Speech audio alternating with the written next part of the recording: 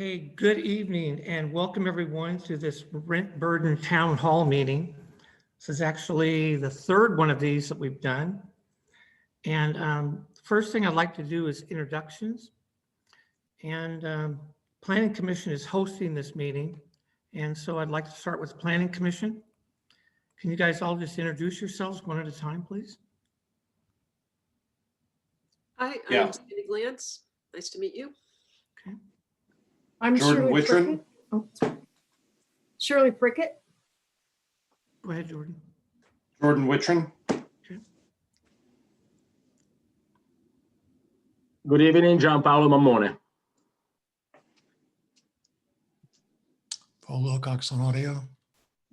Okay. And I'm Tanny Stephenson. And we also have the Citizens Advisory Committee with us this evening. And so I'd like you guys to introduce yourselves, please. We never have, we never will. I'm Chris Barney. Now, the president's right. We have a duty to Thank you. Will Knight. Kelly Reynolds, Victoria Rizzo, Alexander Lumiere. David Wheaton. Heidi Hinshaw, Diane Castillo-White. And Kyle Schwab. All right. Okay, thank you all for taking the time to be here. We know this is a very serious and complicated issue. And that's really why we're here. And staff has really helped us bring this to the forefront and try to find solutions. And we're going to look at some of those tonight. But I want to say Planning Commission last year took this on, formed a committee with the Planning Commission and stakeholders, and went through and did a complete housing analysis. So we're kind of ahead of the curve there, and we'll talk about that a little bit tonight. And with that, I'd like to turn it over to Chris. All right. Thank you, Mr. Chair. Good evening to you and to the folks on the call. For those who don't know me, my name is Chris Damgan. I'm the Community Development Director for the City of Troutdale. And with us tonight are, from our staff too, are Amber. Oh, go ahead, Amber. Hi, I'm Amber Shackelford, Assistant Planner with the City of Troutdale. And we also have Brenda Valdez. Brenda, I don't know if your mic's on or not, but feel free to introduce yourself.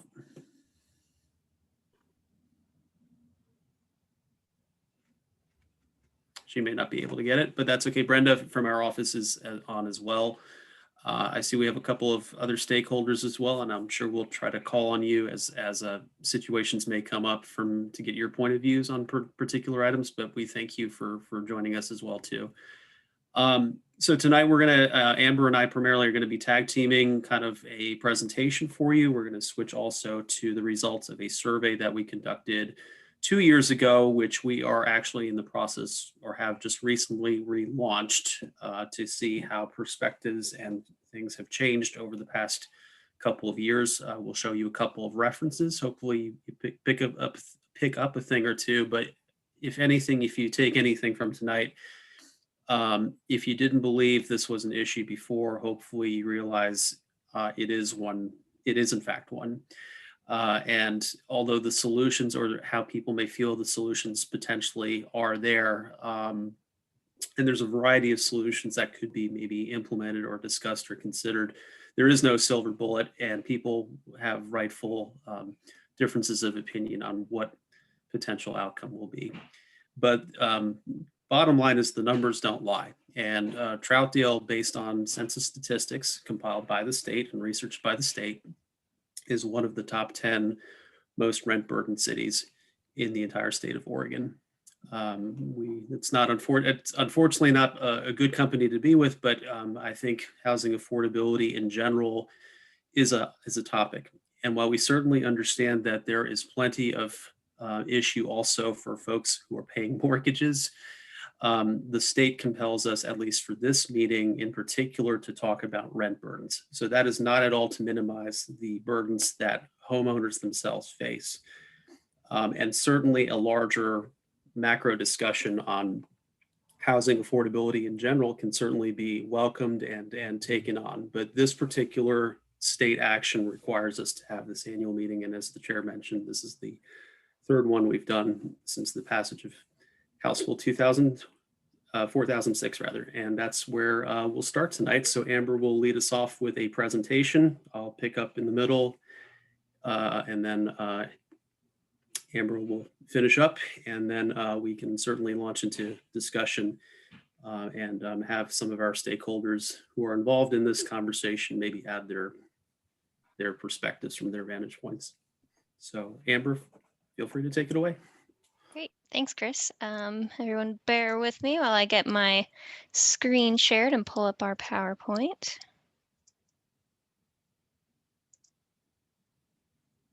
Alrighty. Let's see.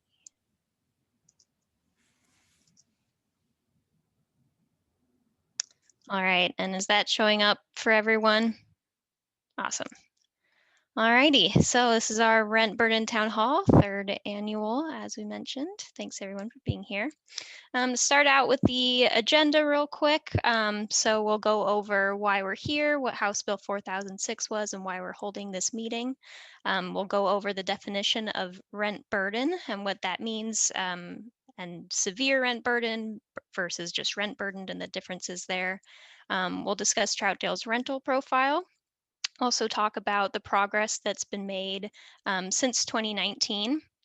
We'll go over the survey from 2018 and how we're continuing that this year and relaunching it, and then any citizen feedback that we've received.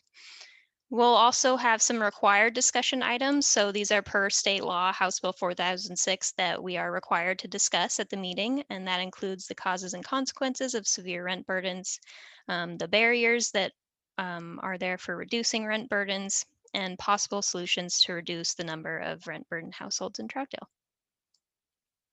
So to start with, House Bill 4006. So this was a bill that passed in 2018. And it was created to increase local awareness of rent burden causes and potential solutions. So cities that are considered severely rent burdened, and we'll go over that definition in a little bit, have a community meeting, are required to discuss the issue. So the state is requiring us to have this, and as well as it being a really important issue to discuss. And it encourages local jurisdictions to take steps and to communicate the support that we need to address severe rent burden in our community. The bill also has collected housing related information to better understand the effectiveness of solutions and assisted cities in housing planning efforts by providing technical assistance grants. So defining rent burdened. So rent burden, which is a nationally accepted standard, is when someone spends 30% or more of their household income on rent. And a little over 60% of renters in Troutdale are spending this much. So over half of Troutdale renters, you can see there in the yellow, experience some form of rent burden. Severely rent burdened means that people are spending 50% or more of their income on rent. And right now for this year, about 34% of renters in Troutdale are spending half or more of their income on rent. So all of those people are considered to be severely rent burdened. So you can see with the different statistics that of all the people that are rent burdened, over half of them are severely rent burdened. And this is an increase. So in 2018, the amount of severely rent burdened households was 31%. In 2019, it went up to almost 33%, and now we're at 34%. So this is a problem that's continuing. And so Troutdale is considered a rent burdened city by the state because, as you can see, more than 25% of our renter households are considered severely rent burdened. So a little bit about Troutdale's rental profile. About 38.5% of housing units, so including all of the different houses and all the different types of housing in Troutdale, are considered rentals. So you can see we have the exact numbers on there.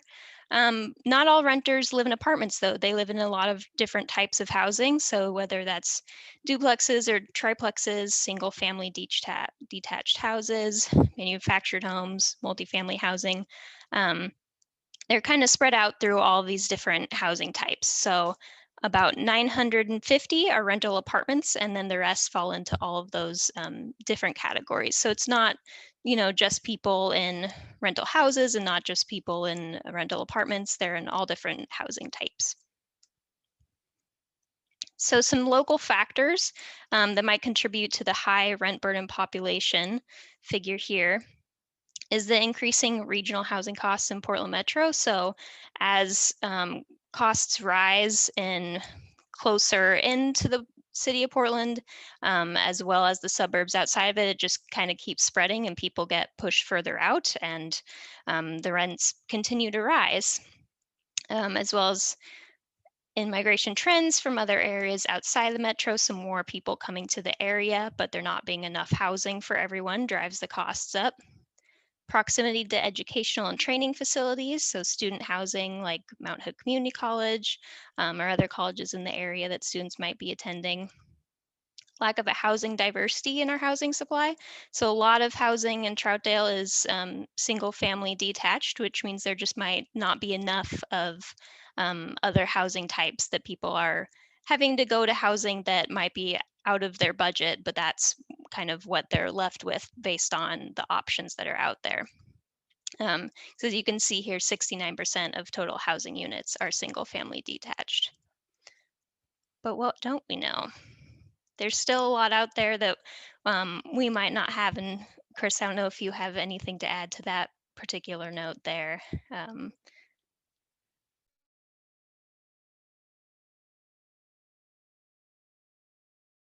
Sorry about that. I pushed the wrong button. There are things we aren't always fully aware of. Some things that are more qualitative based that data itself cannot do. I think the one thing that is going to be a little bit more revealing for us, is especially from a qualitative sense, as we start getting survey results back this year, is what the impact of COVID-19 has had, and particularly the economic effects of that. That is going to certainly probably affect the numbers, and certainly color them next year when we have this meeting as well.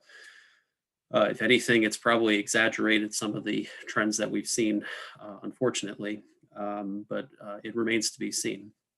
And I think the 2020 census, which the data that we've collected largely is from what we call American Community Survey estimates, which effectively take baseline 2010 census information and then extrapolates it based on building activity, development, and trend. The 2020 will have a much more accurate snapshot of these information things, and then it'll probably take another year or two to really filter through it and further illustrate this profile. Thanks, Chris. All right, continuing on. I may have lost my ability somewhere in that switch to move the slide. Oh, okay. But if I scroll, it's all good. All right. Bear with me here. Sorry about that. Okay.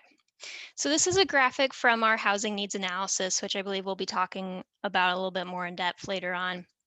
But what it's showing here is the different brackets that people fall into for their household incomes, and then either the surplus or deficit of housing that we have in those income brackets.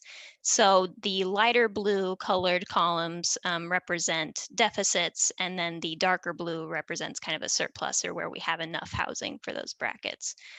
So the 4 columns you see on the left side of the screen, that represents a deficit of affordable housing. So people who fall into these households have to choose from the available housing that is there, which is often more expensive and leads them to be cost burdened.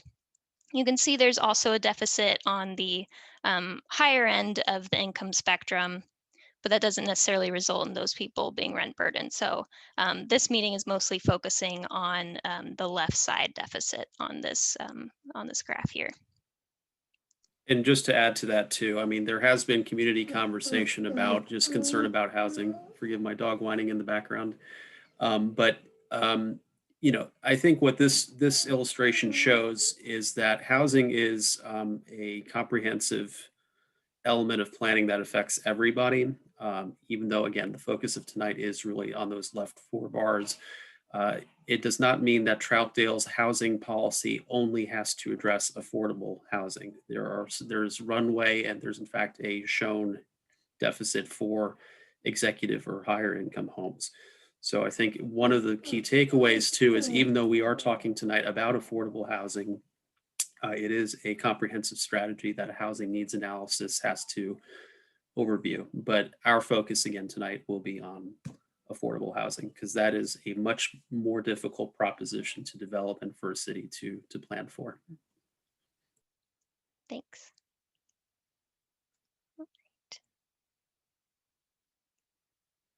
All right, here we have a graph of household income. So this is from 2017. So and more recent data might reflect something different, but it shows that Troutdale does have a slightly higher median household income than Multnomah County and Oregon as a whole.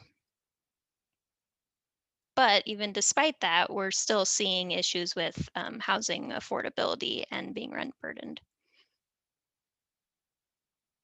Here we have some more graphics from our housing needs analysis. So one is for change in tenure.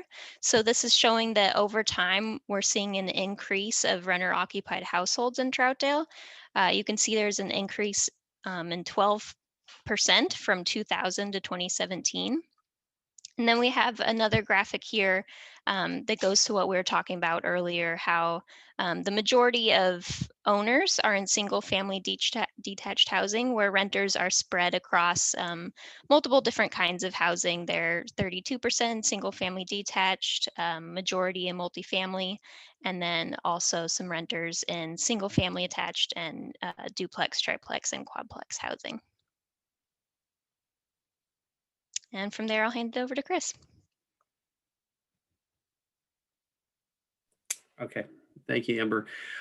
So really the 2 critical things, or let me backtrack. The goal of this meeting really has been to not only talk about the issue, but to see what steps can be taken. And very early on in the 2018, the first meeting, it was determined we really didn't have a whole lot of information about the availability of housing. It led to a discussion and ultimately a policy action on behalf of the council to basically create an updated housing needs analysis, which is a technical document that is mandated by the state that each community has a housing needs analysis on file. A housing needs analysis contains what's called a buildable lands inventory. Basically, it takes a snapshot of all developable land, meaning undeveloped or underdeveloped land, and attempts basically to match capacity for that land with what the actual demand on housing might be for a community over a 20-year period. And again, as I mentioned a couple slides ago, this is a strategy that, or this is a document that looks at it holistically, not just through an affordable housing lens. One thing to note too, in Oregon, based on our statewide land use planning goals, is cities cannot shirk or get away with not planning for affordable housing. Each city has an obligation to do that per state law. This isn't a problem that can just be dumped on neighboring jurisdictions or the county or whoever it might be. Each city has that responsibility. What we did, in addition to the housing needs analysis from 2019, which, by the way, I'll be showing you a link here momentarily on the screen on how you can view that document, is we've also developed a draft housing strategy, which is effectively a plan of action for steps that the city, through policy or through programs, can implement to begin really tackling some of the issues. And not just, again, on affordable housing, on a variety of housing matters. But a good chunk of that strategy does talk and strategize about ways maybe to combat some of the issues that lead toward rent burdens. So let me detach from this screen and I will pull up the website where you can find that information. This is the city's website. There is a housing section, and we will provide a link to that to all those who attended here tonight. But effectively, if you go to the Community Development Department section right here and click on Planning, it brings you to this page here. Under Topics of Interest, there's a whole housing section, which we are starting to really build and provide a more robust way of accessing housing information. Scrolling to the bottom of that web page, there are two documents right here. One is the actual housing needs analysis report, which is a larger document, and then there's an illustrative housing summary, which basically tells the story that we're going to communicate with you. We're not going to cover that tonight in the interest of making sure we have the discussion and we collect feedback from those who are on the call, but these are really good reference-based documents. The summary in particular is a much breezier read than the technical document is, so I would start there.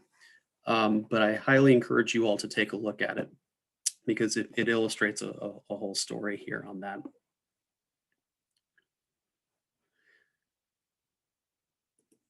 Amber, can you go back to the slideshow real quick again? We'll be back and forth in here just a moment. Okay, next slide, please. The next thing I wanted to share with you here were some survey feedback results that we received from our 2018 meeting. And this was surveys that were conducted right around this time of year, but extended through the end of the year.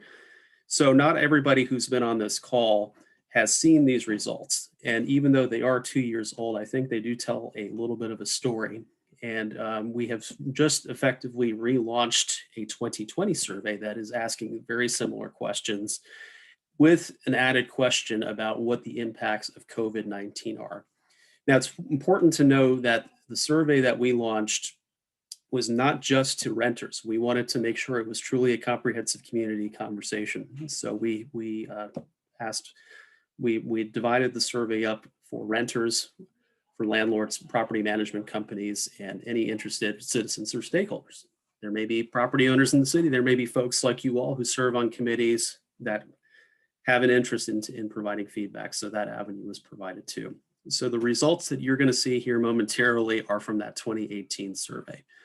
We don't have enough results right now from the 2020 survey, which we only launched last week, to give you that information. However, it's our intent to give that information to both Planning Commission and the Citizens Advisory Committee here, probably in the next 2 to 3 months, providing that information. So it's still somewhat fresh in your mind. So let's go ahead and switch to that, and I'll kick Amber off her screen share and I'll go back to mine. So the first couple of slides and graphs you'll see are from folks who responded who were renters. And basically just kind of a profile of the survey results that we did have.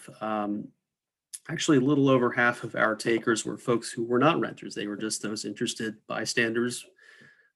They were owners, or they were people on committees. But we did get a fair amount of renters. We had one apartment manager and a couple of property owners who provided some information, and it's still relevant to kind of cover what they were.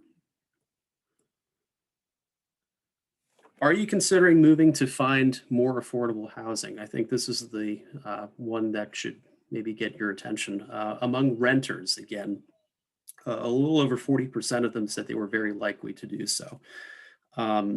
Whereas likely, unsure, unlikely, and very likely were around 15% on average, balancing out the rest. What we're seeing, at least with the very initial survey results from 2020, is the very likely number has increased quite a bit. So the trend line there, again, while we don't have a full accurate account, at least of who has taken the survey thus far in 2020, is showing a more concerning trend, saying that affordable housing, or the hunt for it, is driving a lot of people, and they are considering moving from their current situation. And I should be clear, when we're talking about renters, we are talking about renters who have correctly stated that they are renting within the city of Troutdale. So this is not folks who may live in Gresham or Wood Village or Fairview and just happen to take a Troutdale survey. These are folks who says, yes, I have a rental in the city of Troutdale. Has your rent in your current unit increased since you've lived there? So by how much? A great deal, a lot, a moderate amount. So we are seeing kind of, yes, increases generally. They have been staggered, but a great deal and a lot when put together is close to 45% of the amount. A moderate amount was a little bit less.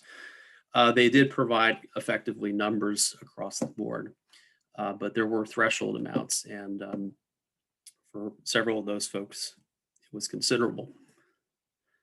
Source of income for purposes of paying rent.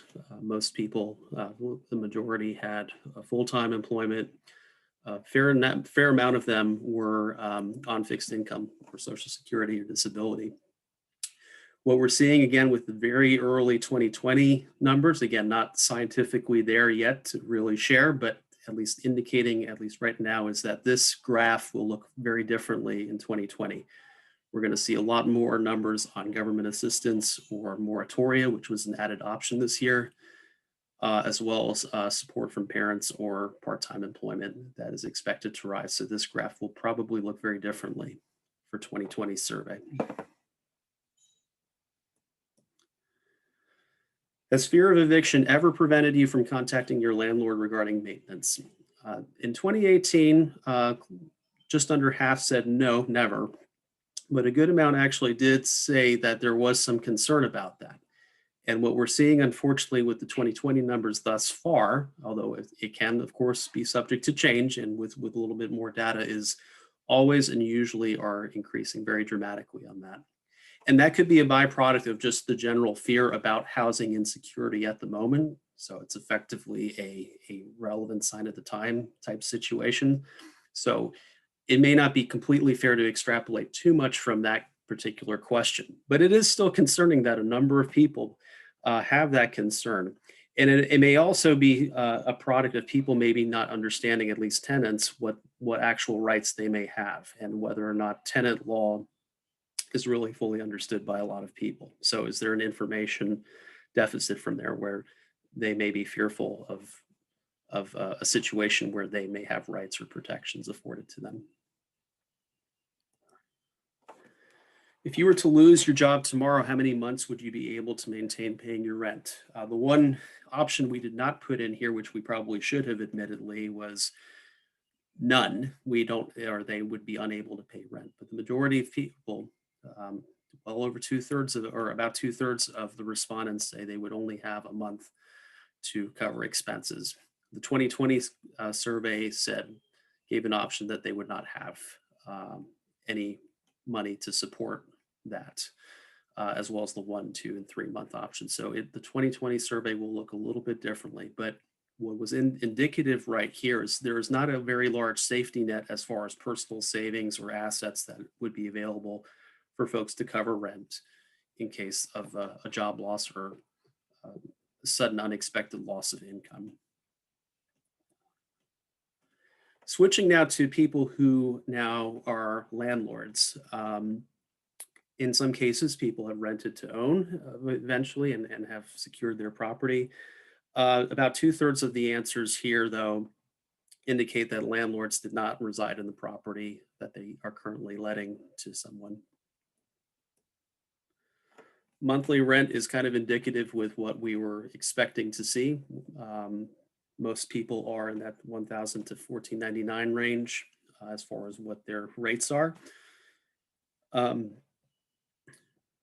We would probably want to refine that to see maybe further breakdown in future surveys. So that might have been a little bit too broad-based, but these are the results we received.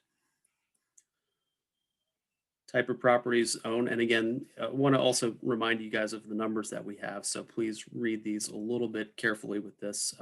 Single family homes was the highest number here. And again, this was of landlords. Property management companies were a different category here. So they do not take into account the multifamily apartment or other options that were available to them.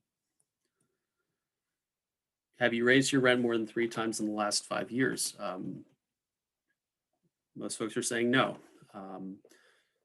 Some have indicated yes. Now, 3 times more than 5 years, that is a very frequent increase in rent. And that is, again, a 2018 number. The state has put some rent control policies and laws into effect, which do limit the amount that rent can go up over a period of time.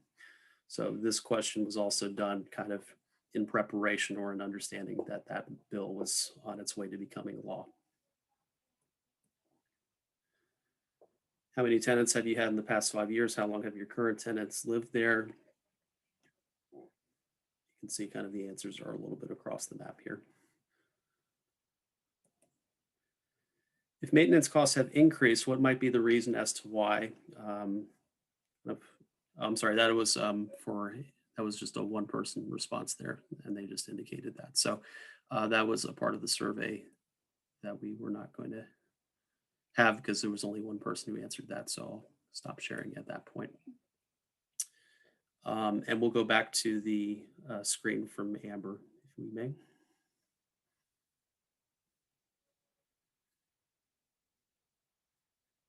Okay, next slide. So again, we are going to have a fresh survey result. You'll be able to see that in about 2 months' time, we believe. We'll keep the survey open for the month of December like we had the previous times to make sure we had a similar period of time for people to respond. The initial results are going to be somewhat sobering, but they are potentially subject to change, but we don't expect them to change too much. But I think it's become clear that COVID will have an impact on people's rental situation. And I should stress, not just on the tenant, but also on the landlord too. Landlords still, in many cases, have mortgages to pay or repair bills to have, and that has been a struggle for many of them as well. So these slides here really refer to the items that we have to talk about at the state level. And the bullet points you see here on this slide are basically previous contributions from people or from committee members as far as the cause and consequences of severe rent burdens. So these are answers that have been formulated in the past 2 meetings. And I think we would be curious to see whether or not they remain the case, or if in fact there are other introductory bullets that need to be added to this list. So we can come back to this slide a little bit later. But we've effectively pre-populated the slides based on what we've heard before. Next slide. Similar to this one, this is another question that is mandated by the state, the barriers to reducing rent burdens. And again, these are answers that have previously been offered at these meetings. And again, we can go back and revisit them or see if there are other ones that are not there. But effectively, that's what's been at least shared with at past meetings. I want to touch base on the first bullet point in particular. And there is such a thing as, affordable housing that is intentionally done, and there is affordable housing just by age or by the house situation itself. And what we're finding is a lot of our rental housing properties are typically occurring in homes that are older, that maybe they have gone through 1 or 2 or 3 generations of full home ownership and over time have turned into rental property or investment property for certain groups of investors. We're seeing that in a lot of the older neighborhoods, and that leads to more maintenance issues. And in some cases, tenants may take it upon themselves to even fix them if it's not clear in the rental agreement, or if there was that fear of eviction. I think that is one thing Troutdale has to be especially concerned about, given that we have a high proportion of our rental groups in single family homes. And effectively this year, our large single family home neighborhoods are 50 years or more in age, with Sandy Palisades now being a 50-year-old subdivision. So it's effectively naturally occurring, if you will, it sounds strange, but naturally occurring affordable housing that is happening, and that could be leading to concerns about property maintenance and building maintenance. There are also other factors at bay, but I think that one is particularly not unique to Troutdale, but certainly important given our renter profile. Next slide, please. The next couple of slides, again, were taken from the past couple of years. So this is not to necessarily fill in all the blanks for tonight for you all, because we still intend to have that discussion and want to factor that in. But just so you're aware or reminded of what has been talked about before about potential solutions to reduce the number of households, rent burden households. We talk about incentives, density bonuses, exactions. These are items that are also talked about in the housing strategy section in the that we referred to earlier as part of the housing needs analysis. There are a couple of ideas and solutions in those. So next slide as well, please.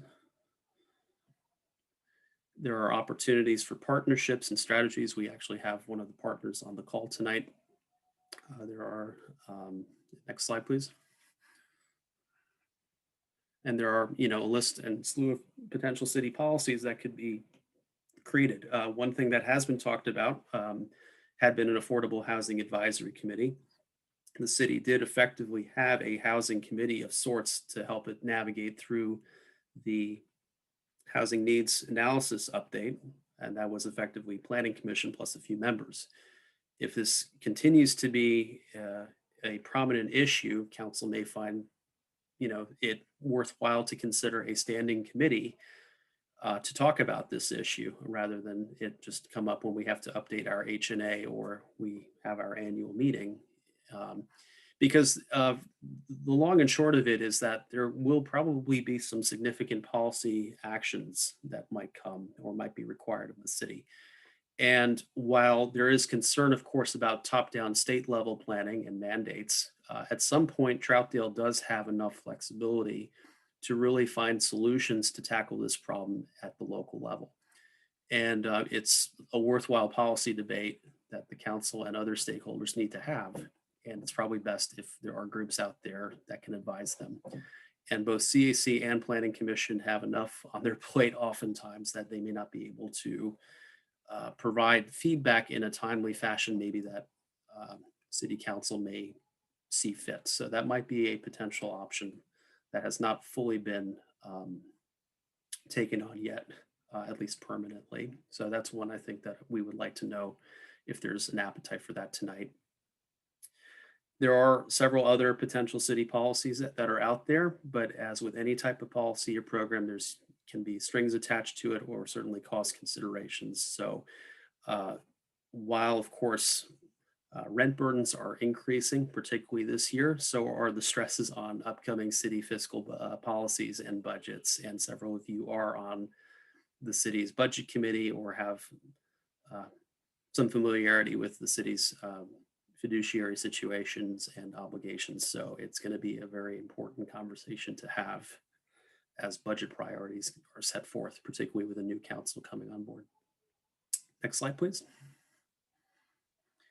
Real quickly, we do have just a couple of slides reminding folks about what the Metro bond was, since that was a big topic of conversation.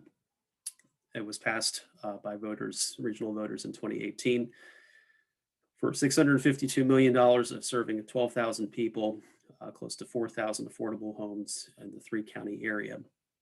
From a programming standpoint, 1,600 were to be allocated for deeply affordable units at 30% area median family income.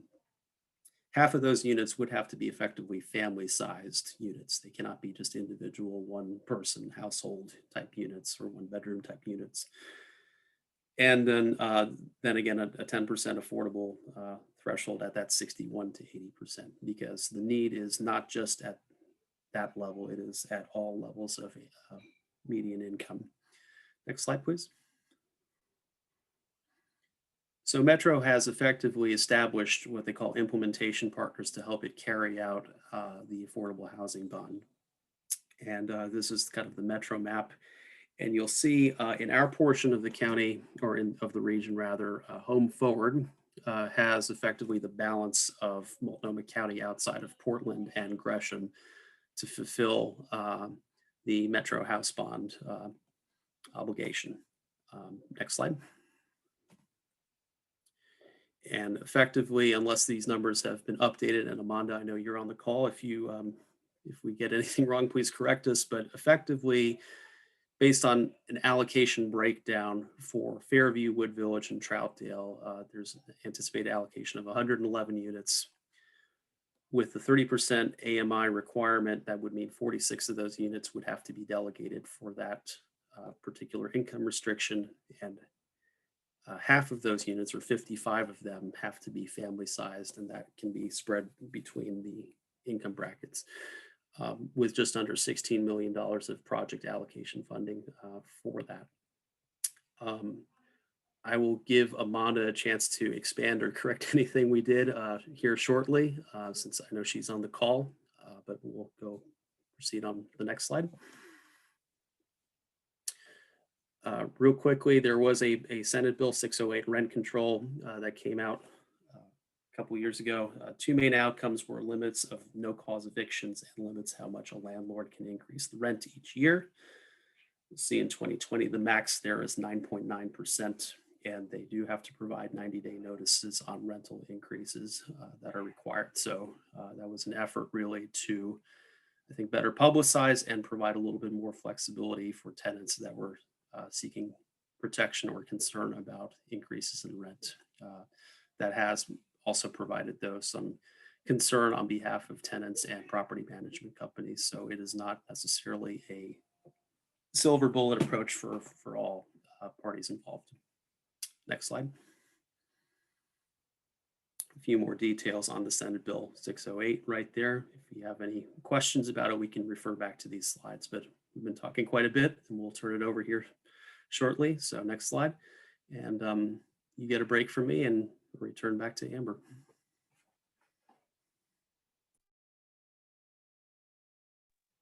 All right, thanks, Chris. So here I went through and found, oh, I think I skipped one. There we go. Some of the legislation that has come about due to COVID-19. The one that is most applicable to Troutdale is the Multnomah County Ordinance 1287. So I listed some of the details for this one. Landlords aren't able to evict or threaten to evict tenants for not paying rent, utilities, and fees through January 8th, 2021. They also are not able to evict or threaten to evict tenants without cause. In most cases, there are some exceptions through that same date. Tenants can't be charged any late fees for their inability to pay rent during this time period. And tenants have until July 8th, 2021 to pay back any unpaid rent that is owed between October 1st and January 8th, 2021. The rent that was not paid during the other time period, April 1st to September 30th, 2020, is still due March 31st, 2021, under House Bill 4213, which is the state law. So if this seems confusing, it definitely is. It wasn't easy to sort through all the different county and state laws. There's a lot of different things that are intersecting, but there's a lot of good FAQs out there that I would recommend checking out, because it definitely is not straightforward to necessarily figure out which things apply to different people when things need to be paid. But this Multnomah County ordinance is definitely the one that is most applicable to residents of Troutdale. For example, there's a statewide executive order that provides similar protections, but the Multnomah County ordinance actually has stronger protections, and so it kind of overrides those. Some of the other House bills, 4204 directed lenders to defer residential and commercial mortgage payments until September 30th, and then that was extended to December 31st. And then House Bill 4213, which was mentioned above, allows tenants until April 1st, 2021 to pay back any rent or other fees that they weren't able to pay between April 1st, 2020 and September 30th, 2020. And it has kind of that same note that landlords are not able to serve a notice of termination or evict tenants for non-payment of rent during that time period. So it's very similar to the Multnomah County ordinance. The Multnomah County one just goes a little bit further and provides that time period after September 30th where there are provisions that allow people to pay at a later date. There was also an order issued by the Center for Disease Control, but because of our kind of stronger and more protective state laws and county ordinances, it doesn't really apply to Troutdale citizens. And then one other item that I wanted to share, and I will stop screen sharing this item and pull it up separately, is what the city of Troutdale is offering. So for citizens that are a Troutdale resident that have experienced greater than 20% reduction in their household monthly income compared to February 2020 and complete an application truthfully, they're eligible for a $500 utility and rent mortgage assistant payment. And that is a grant. It's not a loan that has to be paid back. These funds are made available through the City of Portland through the CARES federal fund. And these funds are available to residents first come, first serve. So they're there until all the funds are exhausted. And this can be accessed on our city website. It's really easy to get to. I can show it right here. So if you're on the City of Troutdale website, it's this first news item right here. You just click on that. There's also a small business assistance program, but since we're focusing on rent, you click on the resident assistance program. It brings you right back to the page I was just on. It has the application form that you need, and you're able to send that in via email, mail, or you can even drop it off at City Hall yourself. So if you have any other questions about that, they have a contact here. It's a good program to provide some relief for Troutdale residents. With that, I'm going to navigate back to our PowerPoint.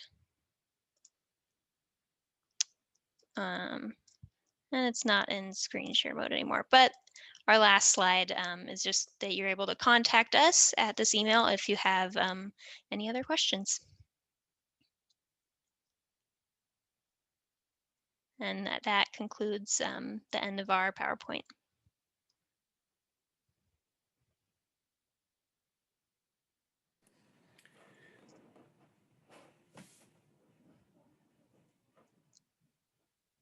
So staff will be happy to take any questions right now, Mr. Chair, or if you so wish, if we want to have any of our stakeholder groups, particularly Home Forward, offer any comments, however you want to proceed. Let's go with staff questions first. Okay.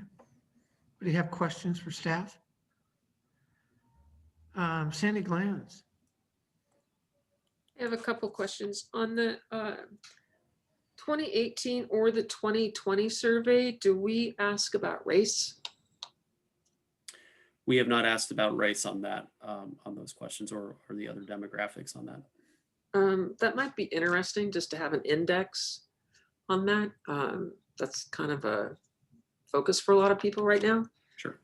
I will say the rent assistance program offered through the CARES Act, the last thing Amber showed, does have a optional page where you can indicate that, as well as for primary language spoken at home. Okay. And then do we ever ask what kind of employment they have in terms of like sector, just general type of employment? Other than full-time, part-time, or gig economy type roles, no, we have not gone into sector-based employment. Okay. And then my last one, it looked like that some of the responses on the 2018 rent survey didn't have a lot of responses. Is there any kind of statistical significance problems with having so few respondents? In some of them, it kind of read a little funny. It was based on how the survey was divided up. So there were 107 or so total surveys, and then it broke it down by percentage. So even though it looked like 38 of 107 responded, it was all the 38 people who were identified themselves as renters. Whether or not that is a accurate scientific reflection of it, I think we acknowledge that it's not a very high number, but it might be a telling number. So again, we did our best effort to at least share that that's the feedback we've gotten. And we're certainly hoping this year we'll be able to get a lot more survey results from that. Yeah, maybe through schools or something to get more respondents. I don't know. I feel like it needs more. Fair. That was it. Thanks. Any other questions for staff? Oh, Ms. Henshaw. Nice presentation, thank you.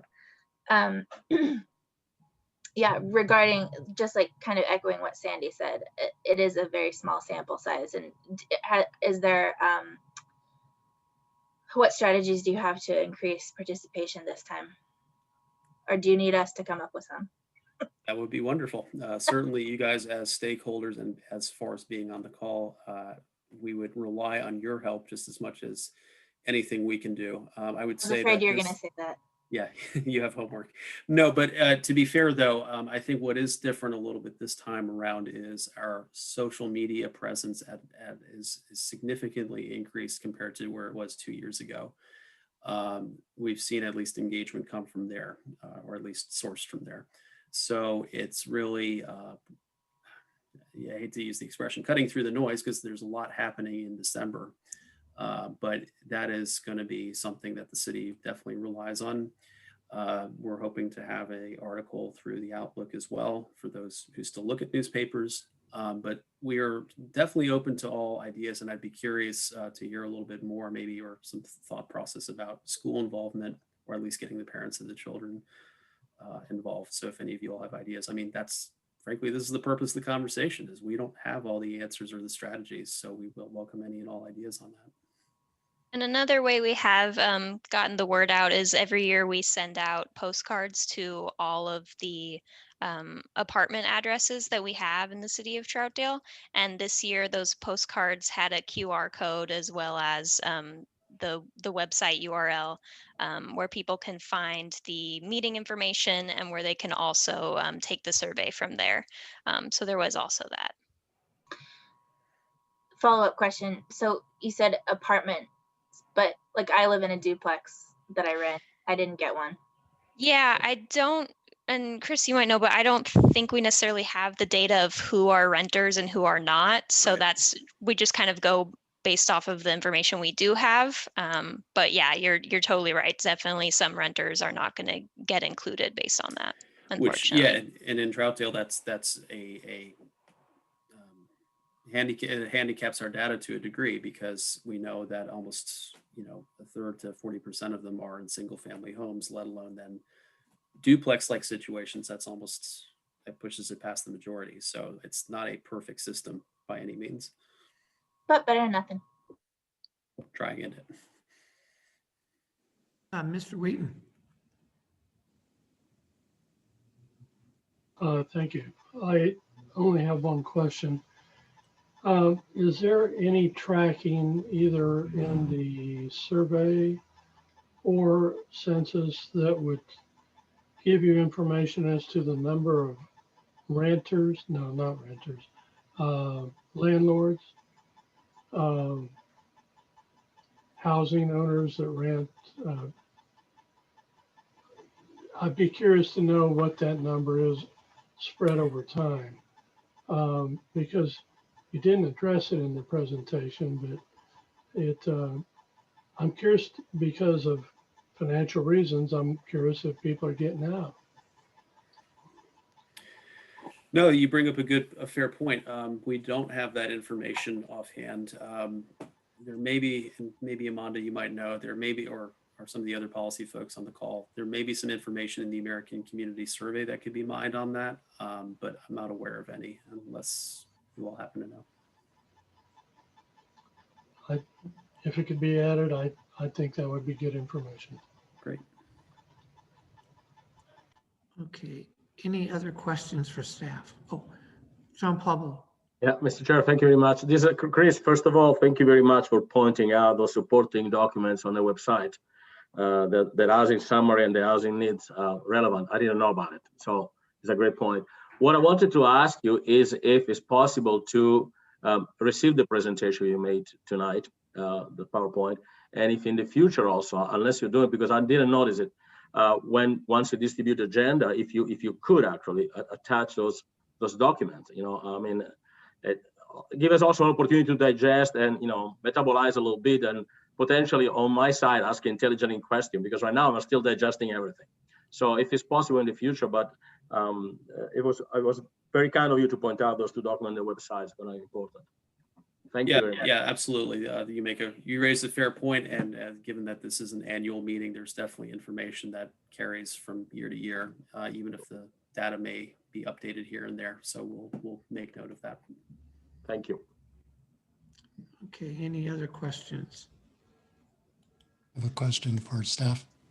Okay, go ahead, Mr. Wilcox. Seems there's quite a high proportion of single-family rentals. Do you have any way of tracking whether single-family rentals are increasing or decreasing?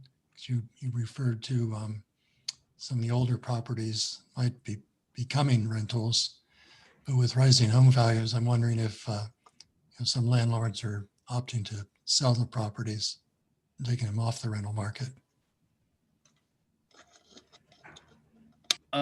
Really, our way of capturing that is effectively through the American Community Survey data that you have on that, which again, that there is a margin of error to that. One of the things that the city has not tracked, and I think we can understand maybe some sensitivity as to maybe why it hasn't before. We unlike say a business license or whatever, we don't track who's renting to whom. Some cities do that, particularly those with high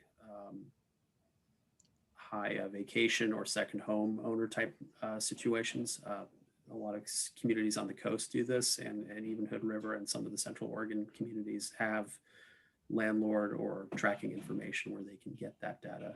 To date, that hasn't been something that we've looked at, but you do raise an interesting point, is that, are people pulling rental units from the market, or why is it that single family seems to be the proportionate one beyond just that it's a prevailing housing stock in our city? So we can get some data, but it probably doesn't tell the whole story. Okay, thanks. Commissioner Prickett. Do we have any data on how many families or people that are sharing rental properties to help make it affordable? Are we talking about more than one household within one rental Yes, unit? that's what I'm talking about, because sometimes you might be, and some people are considered homeless if they're living with another or sharing another rental property with someone. So that is a statistic that's not listed in the housing analysis, is whether someone else is sharing that property as well. So that makes two families, if there are two families living in the same household. Yeah, that's actually a part of the question that we're asking with the 2020 update is, as far as the COVID impact, have you moved in with another household? So again, it's not a perfect answer to that question. There may be some additional studies that may look at it at a regional or at a state level, but we haven't had any drilled down information for Troutdale that would say that. But you raise a fair point. I mean, that does happen, and how does that get captured? And that would be different than, it would be a more clearer picture of what the needs are. Right. If we had that. Thank you. Okay, at this time, I'd like to invite some of our stakeholders maybe to comment on some of what they've heard so far. That'd be okay, Chris? Go for it. Okay. And I'm sure they can happily fill in the blanks or change any of the staff errors that we've made. Right. So feel free, Nathan, Amanda, whoever else, Yeah. take the pinata at us. Amanda, do you want to start? Sure. Hi, I'm Amanda Saul. I work for Home Forward, which is the housing authority for Multnomah County. And as Chris was saying earlier, and all of his numbers were accurate in the slides, just as a reminder, the metro area voters passed the Metro Affordable Housing Bond in 2018. And that funding is to be used for affordable housing sort of across the entire metro area. And Metro divided that up, and Home Forward was given an allocation of nearly 16 million to develop 111 affordable units in what's called the balance of county, or the area that's not in the cities of Portland or Gresham. And we did a bunch of research on Troutdale and Wood Village and Fairview, and really found, like you're discussing tonight, that there was a lot of need for affordable housing in Troutdale, based on the number of residents of renter households that you have that are rent burdened, and the number of people that you have that are low income compared to the number of units that are available for people with low incomes. So we have focused our efforts with our Metro bond in Troutdale, and have had several conversations with your council and your staff. And I think next year we'll ramp up, and I'm hoping that we will actually have a project to come and talk to all of you about. Are there any questions? I'm not quite sure exactly what you want to hear, but that was a quick general update.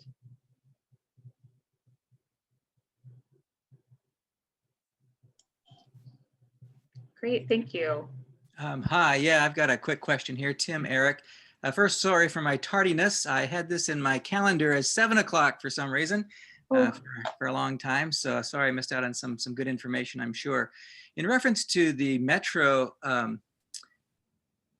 bond measure, can you remind me how much money was that we were looking at? The total bond that was passed for the 3 counties is 652 million. 652 million. And I know it takes a while to get something up and going and such, but that is a lot of money. And I'm just wondering how myself, an average voter here, comes to terms with how much homelessness we see with $650 million designated for that. What am I missing here? Well, it takes time to build housing, to design housing, to get building permits, and to build housing. It also takes time to have the processes set up where the funding gets transferred from Metro to the jurisdictions that are, in our case, building the housing, or are yet another pass through, like the city of Portland will do an RFP, and developers will then apply for those funds. So if you go to the Metro, it's like Metro Housing. Yeah, and I visited that before and looked, and this is one of the reasons why I'm bringing these questions, is because I've looked over that, and it's a little bit. I mean, there's a lot of words about plans we're trying to do and all these things, but I don't see a lot getting done in many ways, and it's very frustrating. Yeah, no, I can understand your frustration. I think I don't know when you went and looked at it, but I know from being involved in conversations, so my memory might be not totally right, but I think like 50% of the 650 million has now been allocated to actual projects that are either under design, and some have started construction. And so there is movement. It takes a long time, and it's slow, and I can understand that that's frustrating.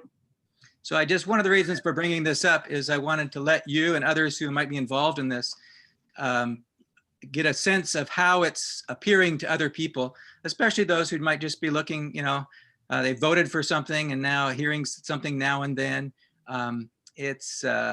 We've got our work cut out for us in terms of helping people become aware of what is taking place, and making it enough in such a way that it is impactful and people are seeing the differences in our community.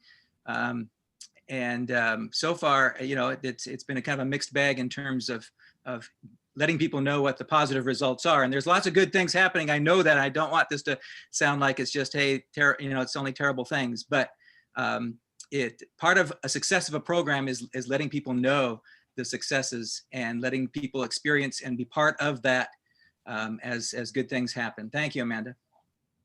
Yeah, I agree. I appreciate hearing your perspective and knowing that I agree it's important for all of us that do this work to make sure we're sharing. I find that sometimes all the affordable housing people or the people that care about affordable housing are the only ones that are paying attention. And so how do you get to the people, that maybe don't care as much as we do? And that made me part of our job. And so thank you for the information that's helpful. Thanks. Thank you, Tim. Any other questions for Amanda? Okay, not seeing any. Nathan, you want to go next? Sure. Hi, everyone. My name is Nathan Clark, and I work for Multnomah County Commissioner Lori Stegman. I'm one of her staff members. Thank you, Troutdale, for hosting this, even though you have to. I appreciate that you're hosting this because it's very important. And I wanted to thank Tim for that question because I think it hits the nail on the head because there's a lot of, I find myself, even though I think about this all the time, I find myself going, why is it not done? How? Like, that's a lot of money. It's a lot of money. And it's so hard because there's so many different things that impact this one problem of homelessness, on top of the fact that now we have a worldwide pandemic that has just exacerbated that issue that was already so hard to grasp.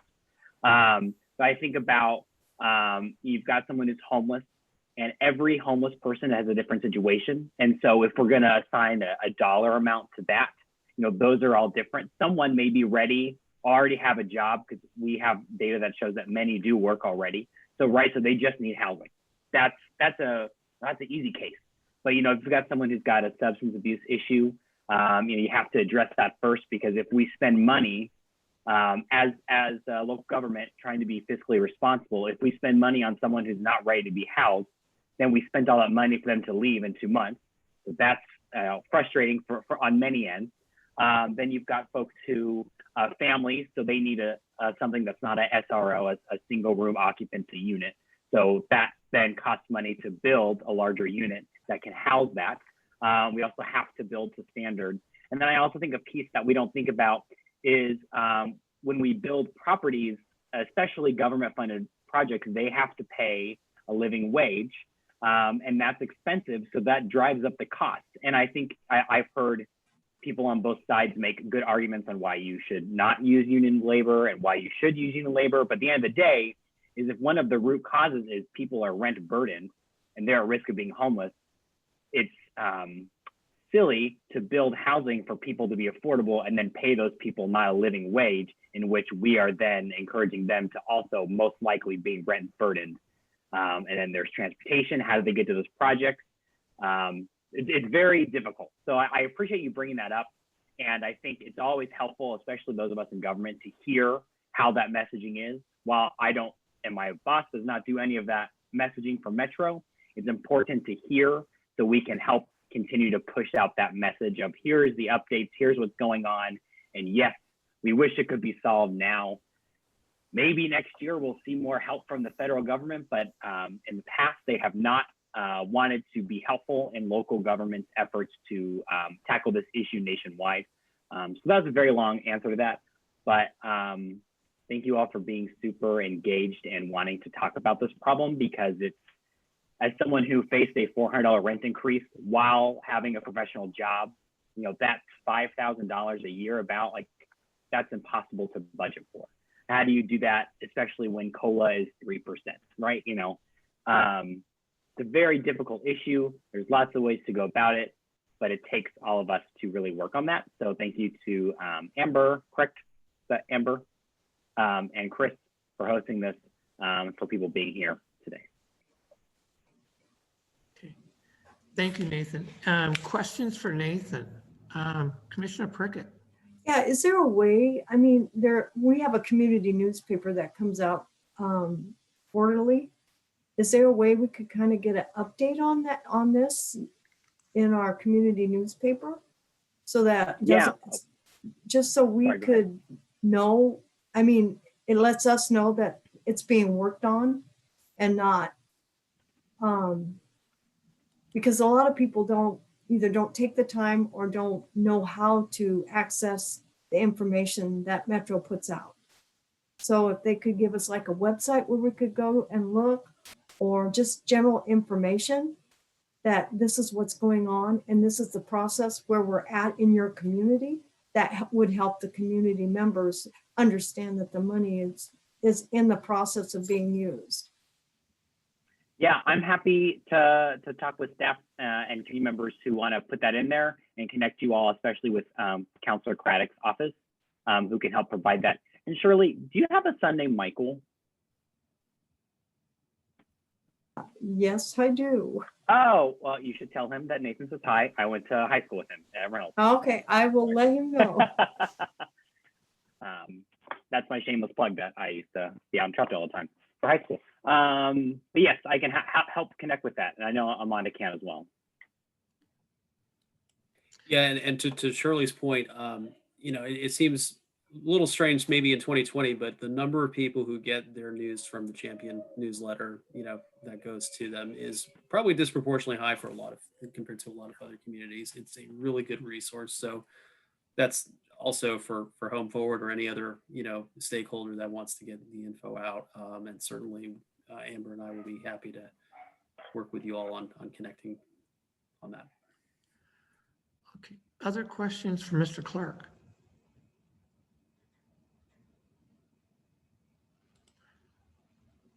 Okay. Nathan, actually, just one question from staff.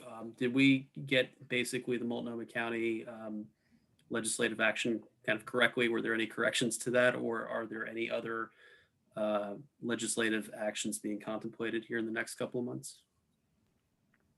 You got it correct on the county side.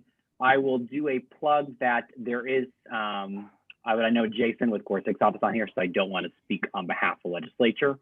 But you know, there is some encouragement because we know that we will see this best case scenario. You know, there's talk of a vaccine happening at some point, but the amount of units they're able to produce is just not enough to cover America. And we have to remember that this isn't just like American problem. This is a worldwide 7 billion people will need a vaccine. So how do we distribute that? It's going to be much longer probably than June. I hope it's June. I hope it's sooner, but we don't know. So we'll continue to see the effects. I was looking at some data today from last month that said for those making $27,000 or less, so $14 an hour, they've seen a 51.9% decrease in employment rate in Multnomah County specifically. So half of our minimum wage workers have been laid off. And we know that even if we can get some steady economic increase soon, that it's going to take a long time. So I know there's talks of a special session, maybe in December, a lot of work in the future, and a lot of pressure on our federal delegation. But I will pass that off to Jason, talk about that side. And that's where we'll go next is we have Jason with Chris Gorsuch's office. Good evening, Jason. Hi, can you hear me okay? Loud and clear. Okay, great. So yeah, I think one of the biggest things that are on kind of the agenda would be to go back and look at the moratorium that ends at the beginning of next year. But then as part of that, one of the legislative concepts would be direct kind of rental relief payments to go to small landlords, so that I think as I read it, as it exists now, and that doesn't mean it's going to wind up that way, but it would be going directly from the housing and neighborhood services agency to individual landlords. And I think that's one of the bigger legislative initiatives being talked about from the speaker. And I think as far as the legislature is concerned, we've seen pretty much universally that they would like to have a special session before the end of the year. But we're running out of time. So that's kind of where that is at. I kind of wanted to ask a question too of it was my understanding that the 600 million too is going to be leveraged, and that's money that's going to be matched by NGOs and other organizations, so that could have upwards of $6 billion impact on housing throughout the metro area. And I would also mention that as far as, the situation is yeah, they're building things and it takes 2 years to come online. And if you look around and you see the amount of construction going on, you can make a pretty good bet that some of those are being driven by those funds. But you also want to understand that some of the hardcore homeless folks have been crowded out of a lot of the services that are available right now that would otherwise be going to them, but are going to people who are but for a paycheck or an affordable apartment are functioning at a pretty high level and would be housed if they were in any other kind of lower price metro area. So I think as you see those come online and you see kind of the folks with kind of right there on the bubble get those units, get in those units, you'll see I think a ripple effect, a positive ripple effect in the community, because then services that are being used by folks who just need lower cost housing will leave those behind and free that up for folks that are a little bit more difficult to house. That's what I've heard. Does anyone have any questions or anything for kind of what we're looking forward to maybe in the next session? Questions? Okay. No? Okay, thank Yes, you, Jason, real quick, if questions do come up afterwards, what's the best way to be in touch with your office or with The best way to get in touch, unless if you don't want to write anything down, you can just Google Chris Gorsuch, Oregon, and whichever website comes up first, hopefully it's the official site, but even if it's the campaign site, you can contact us through any of those routes, and we can get back with you on any questions you might have. And I recognize a few names on here from emails that I've answered before. I think Heidi has emailed the office before, and that's one that I'm sure of, but a few others look pretty close. I've talked to Tanny before, so and Diane, we know Diane. So just get in touch with us if you have any kind of questions, comments, or you want to push up on something that you think needs to get done, and we'll get back in touch with you pretty quick. Thank you, Jason. Okay, Chris?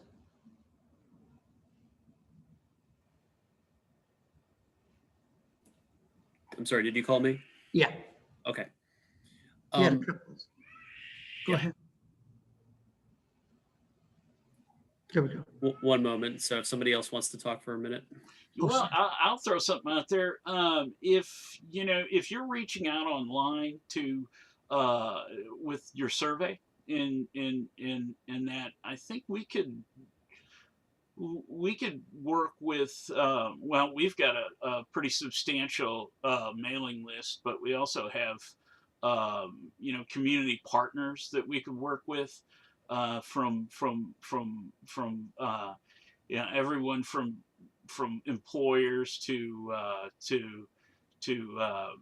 local unions. We may even be able to reach out through some of the agencies to see if we can help connect with more people. And I think if we're doing it electronically, that there shouldn't be a price tag with that. Okay. Sorry, my 1-year-old was trying to enter the conversation there for just a minute.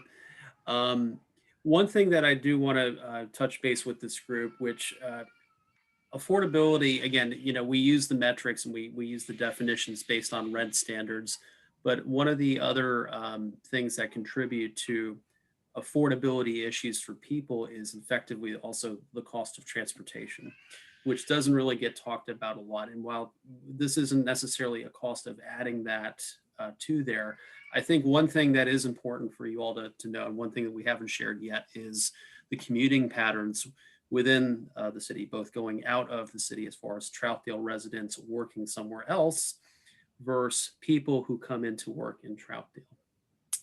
And that is actually called out in the housing needs analysis. So if you get a chance to look at that in the summary document, be sure to take a look at that, because what this is pretty revealing. 94% of people who work in Troutdale do not live in Troutdale. 94%. And the exact same number is the number of Troutdale residents who have full-time employment who leave Troutdale to go to work. Now, when you think about it, that is a transportation problem to a degree, because that leads to a lot of congestion. It also can lead to, in some cases, if you have a much longer commute, or if you're stuck on 84 trying to head into town, or even on surface streets in Gresham, that leads to aggravation and quality of life issues, but we're not solving those necessarily. But what is interesting to think about is our larger employers in the community. Our largest employees are Amazon and FedEx and McMenamins. And what all three of them have in common is they all have starting prevailing wages, in which those wages qualify them for certain types of affordable housing, if it is in fact available in the area. What we're finding with a lot of those employers is people are traveling significant distances to get to work to Troutdale. Now, there have been, I'm sure, long-term discussions or thoughts or assumptions made as far as, what parts of the metro develop a certain way, or what are decisions that are made. But I think it is important to think about that, because I think that really colors part of the problem. Is we have a lot of people who are spending a good share of their income commuting to places or to job opportunities that are either not afforded to them here or are unavailable. And conversely, we have limited housing options for folks who are traveling to Troutdale for work. The nature of our community has changed very dynamically in the past 10 years, as especially in the Trip area, we've become more of a job center. And our housing, quite frankly, has not kept up to that reality. So I guess that would be one question I have to hopefully get some thoughts from you all, is what do you think about that? And does that maybe change or illustrate something for you all? Sandy? I have some questions on that. I wonder if, when we're asking that question, where do you work and where do you live, if we can make that more distance related? I mean, because there's large employers like Legacy Mount Hood, Mount Hood Community College. And I mean, I could walk to Mount Hood Community College. That's right there on the boundary. So I don't know that just saying that I, work in one city and live in another is necessarily representative of how far someone's traveling. It's fair. I can point to one example, though. Actually, Amazon's that one, and Amazon has provided us zip code information as far as their employees, where they commute. And I believe I saw something, a figure of 18% of their employees actually commute from Washington State alone and cross the river to come to work. And a fair, I mean, the majority of them obviously are on this side of the river. The majority of them are in Multnomah County, but they are still relying on transportation to get there. A lot of times single occupant vehicle. And How many in some employees cases, do they have? I'm sorry? How many employees do they have? I believe 2,500, unless Nathan, if you have an updated figure, but that's the last that I had roughly. Wouldn't that be, I mean, it'd be pretty hard for Troutdale to sustain housing most of those? Oh, not saying that Troutdale would have that obligation. It wouldn't even have the capacity. But even if there was a small dent in that, would that maybe make a difference? Or, you know, if there was an opportunity to tie future housing policy, maybe in partnership with the larger employers, because for a lot of them, they have retention issues. And a lot of times the retention issues are related to my commute Get stinks. to work, yeah. I mean, I still think it'd be interesting to kind of combine Gresham, Troutdale, Fairview with Village. Sure. Yeah, and those stats, by the way, they're not survey based. They do come from what they call longitudinal based survey studies that are commissioned by the Census Bureau. Okay, thanks. You said you had a couple of questions, Sandy? No? That was just kind of, where does it come from? How far is it? Yeah, that was all. That was it. Thanks. Chris, does that also include travel by bus or bicycle? I mean, we did have an issue with Amazon and FedEx originally because we didn't have bus service there. So we don't have the mass transit. So we don't get the same, Wood Village, Fairview, and Troutdale don't get the same benefits of mass bus service that the rest of the county get. Well, the inner county like Portland and Gresham.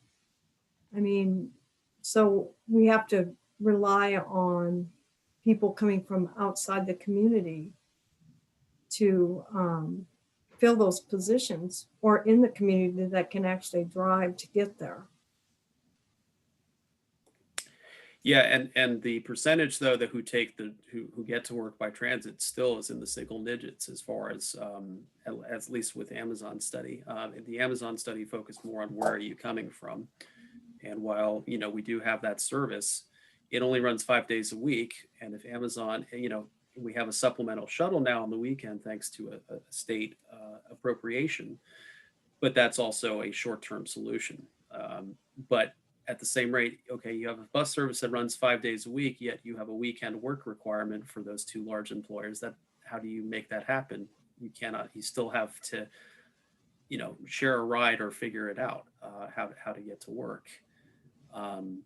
And I think what you're kind of alluding to is also a little bit of the chicken and egg conundrum of, you know, transit is not going to just willingly serve an area that it may not get enough of a fare box recovery to justify the cost of serving it. And really the only way you can effectively do that is through increased residential density and a logical placement of those along the lines. And right now, the one service that we have, yes, it serves Gresham Transit Center from Amazon basically, which is great. You can have that north-south connection and it can tie into the MAX, fine, but that still extends your trip commute quite a bit then too. And then the other issue is we don't have any east-west based service that hooks into it. So that excludes a good chunk of North Gresham, Rockwood, Fairview, Wood Village from getting to that job center without that bus service. So I guess that's kind of one thing that staff has been particularly interested in, is trying to figure out how ease of transportation can maybe help with some of the larger affordability issues, even though it's not technically defined as affordability or severe rent burdens, but certainly that is an added cost burden to households, not just in Troutdale, but in our immediate vicinity. Heidi? Okay, I have two questions. So to follow up on what Shirley was saying, I mean, I think a case could be made that Amazon and FedEx should be paying for bus service to their mega complexes that are out of downtown. But I don't know how one would incentivize that. My second thought is, did you say 2,500 employees? Is that at the Troutdale plant for Amazon? correct. And that's seasonally adjusted. It's going to be closer to 3,000. Wow. Okay. So I was trying to find employment data for Troutdale the other day, and is there a place that is listed? Like primary employers and by what demographic and all that? Not yet. Not yet. That's what the new economic development department is going to be, right? Partially. Yep. Yeah. Thank you. Yeah. To your earlier point, though, I would say, and I think some of you may be more qualified to answer it.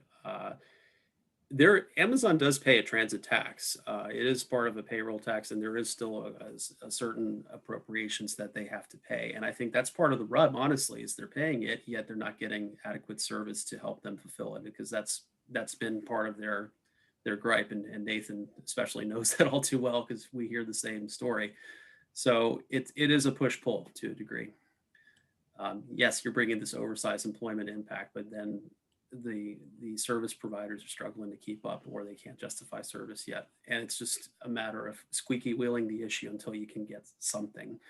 And that's frankly part of the roles of you guys as stakeholders and community leaders, is to be those squeaky wheels. Yeah, and part of Amazon's complaint was that this facility here pays TriMet like $3 million a year, and they can't get a bus.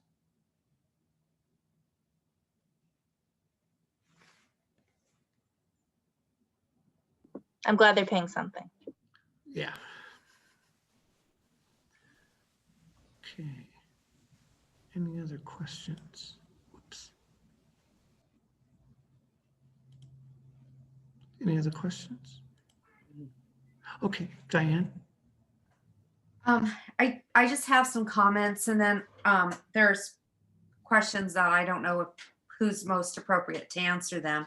But when we were discussing the barriers to reducing rent burdens, and one of the things that was mentioned was extensive code requirements for site developments that would include landscaping, parking, and architect design.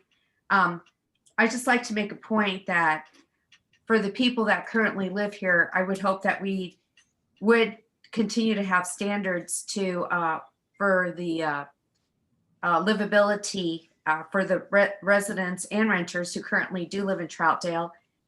And in saying that too, is I've been to a lot of meetings. I try to go to as many as I can when I go to the League of City conferences, and I enjoy the missing middle and the homelessness discussions.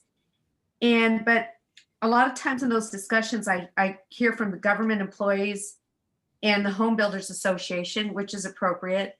But I always wonder what the people that are rent burdened or homeless, what their input is to what this housing may look like. Or else I think I brought this up again, is alternative ways to own homes. As like a Cascade Locks, there's these 3 homes that are side by side, and they look like large storage containers, but they're incredibly cool, and they have a little bit of land and a parking spot.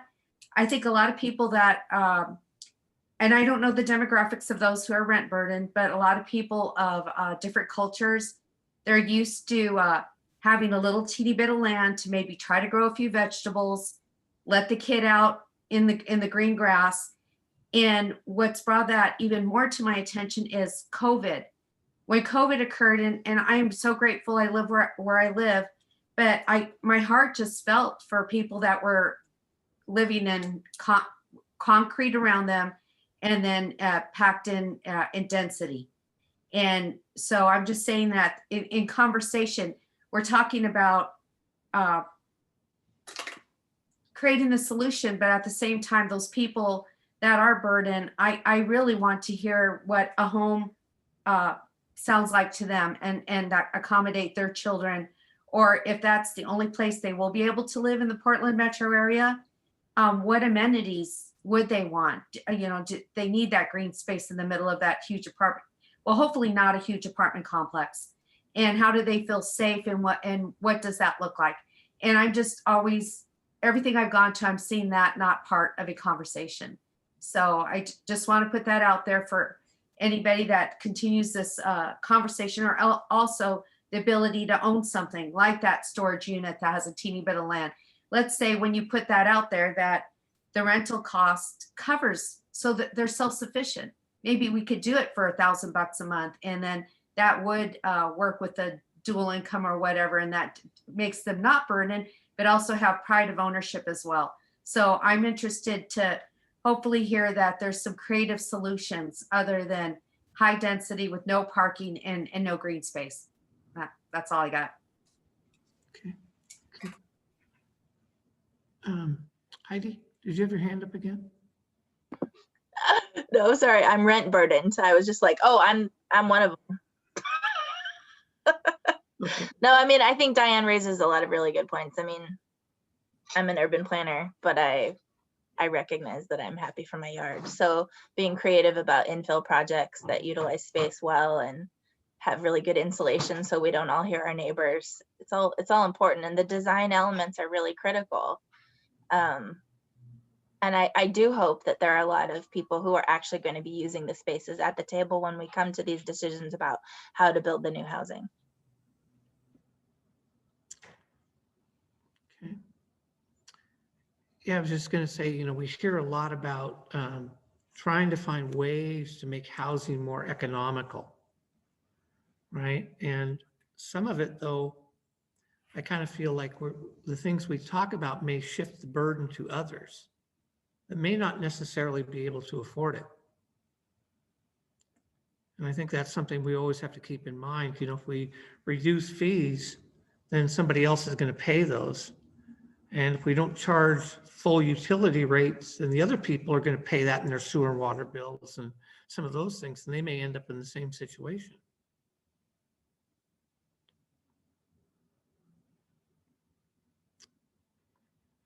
Okay, other? Anyone else? I have my video temporarily disabled. I have some connectivity issues, so I do better without nice it. But picture. One thing to kind of add to that too is particularly on the building design or the residential design standards. You know, certainly you don't want to build Soviet style, you know, concrete blocks or anything like that. But there is certainly something to be said that if you're going to require, for instance, building articulation, where the building has to every 40 feet have to be extended, pushed or pulled 4 feet in one direction. If you're pricing out a multifamily structure, that adds considerable cost over time every time you introduce a corner. You know, is it appropriate that rather than 40 feet, it's 60 feet, for instance? You know, might you be able to get a more optimal, could you still get a, you know, the spirit and intent of the code, but are you able to reduce maybe that cost burden? And in doing so, that doesn't necessarily pass on those costs to other things, but it may solve a riddle within your code that might be there. That's going to be actually one thing, and I wanted to call out this effort too, is that the Main Streets on Halsey project between Troutdale, Wood Village, and Fairview, those are going to be some of the things that a consultant has reviewed and kind of offered as potential ideas, maybe. Not so much for the purposes of this conversation, but that could also be a spillover effect where you might be able to reduce the construction costs, or the costings at least, that are associated with it. And as Nathan had mentioned earlier, particularly if you're dealing with potential for subsidized housing, the prevailing wage requirements usually kick those projects into a higher level of cost per square foot. So anything that you can do to help here and there while maintaining that community expectation for quality design, those are some potential ideas to consider. Tim? Yeah, in a related question, talking about shifting of costs and everything, does anyone know, has there ever been a time when Troutdale has not increased property taxes to the maximum amount allowed by law? Have we ever not done that? Not since the measure that limited the amount of increases. Because for a lot of people, that meant that their assessed value was much lower than the actual property value. I forget what that was called. It was a statewide initiative back in maybe the 80s, where it limited property taxes. 90s, I think. 90s. Yeah. And I just wonder if you know, in the midst of COVID and talking about all the challenges that everyone is having. I know that's a sensitive thing, but is there going to be some city that's brave enough to say, you know what, we've got to realize there's a time to make some cutbacks and not keep sticking it to those that are paying so much. Good point. I don't know. Jason's not on the call anymore. Is that correct, Chris? I don't see him there. I think he might have dropped. Yeah, sorry. I just had a question, regarding moving costs. I know this is probably a touchy one, but I'm in the Kellogg room this evening. And I know that when this building got built, prevailing wage, they said, took the cost up about 1.2 million to build the facility. And I was just wondering if there's ever any thought about managing the prevailing wage piece different on some of these housing projects. Amanda, if you're available, I think that'd be There she interesting to is. hear from your perspective. I'm here. I think you would have a lot of affordable housing owners and developers supportive of not having prevailing wages on our projects. It increases costs. It varies, obviously, depending on what the market is paying, but on average, we say 10 to 15% more to pay BOLI wages. So people often talk about affordable housing being expensive, and that's one of the reasons we're paying BOLI wages. We would like to add, there is something called, we used to be allowed to do a split determination, which said if you had like a cafe on the ground floor that was commercial, you had to pay BOLI wages on that, 1,500 square foot cafe, but you just paid residential wages on the rest of the residential building. But that's not allowed anymore. So if you have any commercial, if you have 1 square foot of commercial, you're automatically bumped up into BOLI commercial wages. Okay. It's tricky because we also want to make sure that people are paid a livable wage. So. Yeah, and I agree with that.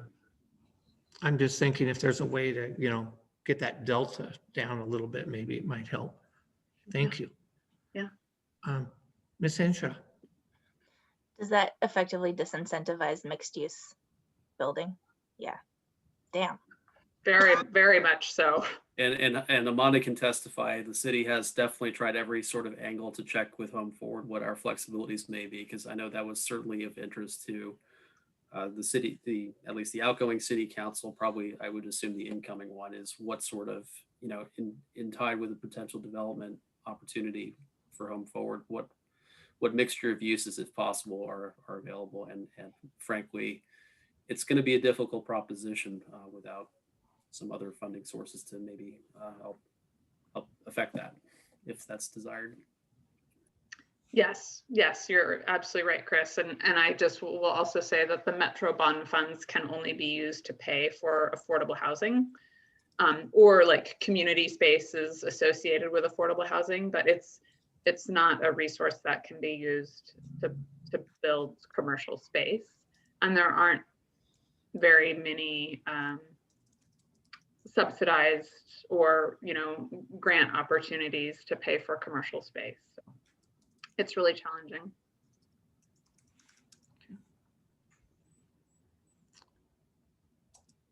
Okay, other comments? One other question for the committee. One of the lines of thought from a couple of the counselors the past year was kind of an emphasis in senior affordable housing, or the affordability factor. You saw from the survey earlier that, and again, small sample size, but still a good chunk of folks were relying on either Social Security or disability or some other form of support, or at least on a fixed income type threshold.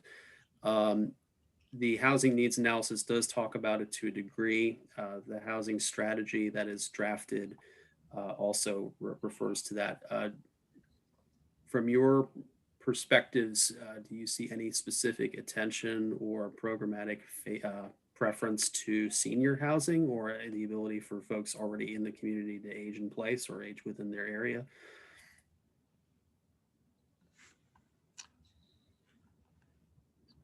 Sandy? I would say, yeah, I'm a fan of age in place. I just think that makes a lot of sense for the community, and that would seem to be pretty easy to monitor. You know, how long have you been at this residence? And as people age, they tend to have more issues with, you know, mobility and being able to get up on a ladder to do basic maintenance, those types of things. I know there was a program run in the Boston area where they connected older empty nesters, you know, people who had a spare room, and basically put in nearby college students at a pretty low to no, you know, you get this room, we'll cover your utilities, but in exchange, you're cleaning the gutters, you know, you're helping with a lot of basic home maintenance. So I think there's things out there that can help with that. But yeah, I like aging in place. I think that just makes a lot of sense for everybody. Saves everybody money. Okay. Commissioner Prickett? I know that as people, and I can attest to this, as people age, finding a place for someone to live that needs that assistance is so expensive that they can't even afford to live in a assisted living or a retirement community unless they're paying anywhere from $5,000 to $6,000 a month. That's more than their mortgage payment ever was. And so their cost of being retired doesn't give them the opportunity to choose a good place to live at all. So they're forced to either live in substandard conditions, or their house, like Sandy said, their house doesn't get maintained because they either can't afford it or they can't do it. Agreed. Okay. Ms. Henshaw? I mean, in terms of, if we're trying to stay focused on rent burden, I mean, I feel like this is a really awesome topic that we should have a whole meeting about, but aging in place requires better access to transportation, that you don't have to drive. It requires being able to get to a grocery store, to basic services easily. And all of those are things that I hope that we're thinking about as we think about where Troutdale is going. Like, how do we plan for a more walkable, a more easily accessible town? And I'm excited about the Halsey Main Street thing. And I think it would be amazing if we could have mixed use, because if we could have our elders living above the market, you know, above the markets that we're going to have downtown, like, that'd be so cool. They could eyes on the street and all that. I mean, I hope that we encourage that somehow. I don't know how, but. Okay. I mean, there's certainly developers out there that are, you know, occasionally looking for those opportunity. The question obviously is, you know, does it pencil out in their development pro forma? And that's kind of where the housing strategy comes to bear. And eventually that rubber hits the road. And, you know, what is the city's appetite for, in many cases, bridging whatever gap there may need to be to make a project pencil out? It's one thing to have a large bond at your disposal, but when you have the strings attached, nonprofits or even private sector developers may have flexibilities that public agencies themselves don't. So again, there's no silver bullet approach to any of this. But what is, at least within Troutdale's discretion, is what is it truly comfortable with as far as what tools might be available in the toolbox, and how do you prioritize it? And that's part of the whole strategy session, which is kind of a nice segue to kind of the last thing I wanted to check in with this group tonight was, what are the priorities for next year? And what, you know, with an incoming council, you know, what sort of things are going to be of interest? I would think that from a staff perspective, what we would like for those who are on committees over the next 2 months to take some time with is to go through the housing needs analysis, at least the summary. And we will also send out the draft of the housing strategy. And some of you have seen it, particularly the planning commissioners have, but this is going to be something that we're going to have to advance next year. It'll also help to infer council as far as what they may or may not be comfortable with in doing it. And as you kind of heard from Amanda earlier, there's a high likelihood that there will be progress made on Home Forward's particular efforts and how it relates to Troutdale. So there's plenty to talk about policy-wise in Troutdale next year, but housing is going to be certainly illustrating a good chunk of it. So just to be prepared for it. But if you've heard anything tonight, please share what your thoughts going into it are. Okay, Commissioner Clans. Can I put in one last plug for plan developments? I really think that's an underutilized tool that we could probably do more with, that can make a lot of people happy and get a lot accomplished and make a lot of sense. Just, having the ability to not, sit a giant apartment in a single family's backyard, but to, graduate it to where you have your single family homes, you have your duplexes, you have, maybe quad units, you put in a few parks to make sure everybody's got greenery, and then up against the street where you have transportation, you put in more high density. And I don't know that we've used plan developments as effectively as a tool as we could to accomplish a lot of goals. Just my pitch.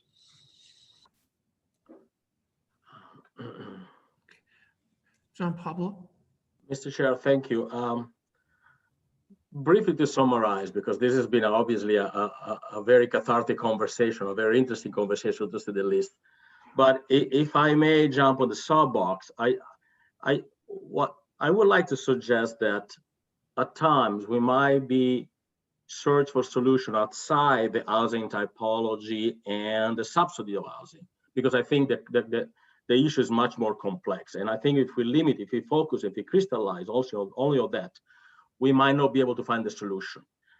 I think there is no panacea, there is no silver bullet, but I think a lot of elements do contribute to the issues.